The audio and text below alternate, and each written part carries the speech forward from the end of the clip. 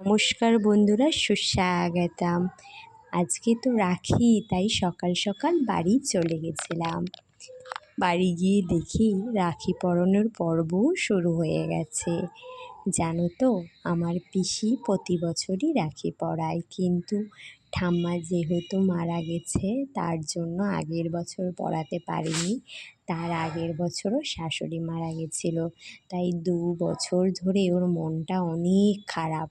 আমাদের ভাইফোঁটা নেই, আমাদের রাখিটাই মেন।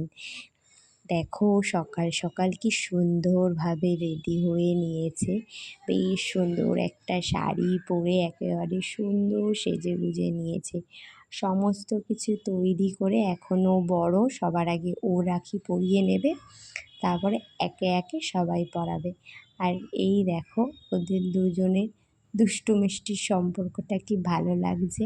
হ্যাপি রক্ষাবন্ধন সকলকে। সবাই ভালো থেকো, সুস্থ থেকো। দেখা হচ্ছে পরের ভিডিওতে। Thanks for watching.